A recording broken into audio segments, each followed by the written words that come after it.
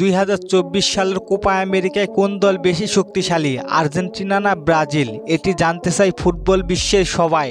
তবে দলীয় সাপোর্টাররা তাদের দলকে এগিয়ে রাখে কতার লড়াইয়ে। আজকে জানতে পারবেন মুখোমুখি লড়াইয়ে কোন দল সবচেয়ে বেশি শক্তিশালী, আর্জেন্টিনা নাকি ব্রাজিল।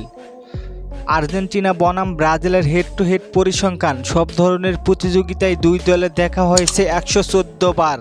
এই 114টি ম্যাচের মধ্যে আর্জেন্টিনা জয় পেয়েছে 42 আর ব্রাজিল জয় পেয়েছে 46 এবং ম্যাচ ড্র হয় 26টি ম্যাচ। আর্জেন্টিনার সাথে ব্রাজিলের প্রথমবার দেখা হয় 20 সেপ্টেম্বর 1914 সালে। সেই ম্যাচে আর্জেন্টিনা 3-0 গোলে জয় পায়। আর সর্বশেষ দুই দল মুখোমুখি হয় 2023 সালের বিশ্বকাপ বাছাই পর্বে। সেই ম্যাচে 1-0 গোলে জয় পায় আর্জেন্টিনা। আর্জেন্টিনা ব্রাজিলের বিপক্ষে জয় পেলেও ব্রাজিলের থেকে এগিয়ে নেই আর্জেন্টিনা। ব্রাজিলের সর্বশেষ 5টি ম্যাচের ফলাফল: জয় পেয়েছে 4টি আর 2টি ম্যাচ হেরেছে। গোল করেছে সর্বমোট 9টি এবং গোল হজম করেছে 3টি।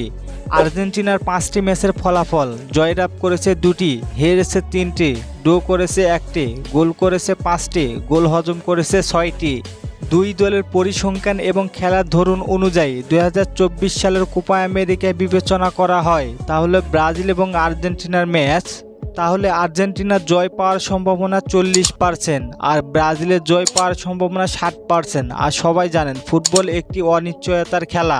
খেলার মাঠে কখন কি হয় কেউ বলতে পারবে না। আশা করি কোপা আমেরিকার ম্যাচগুলো সবাই উপভোগ করবেন।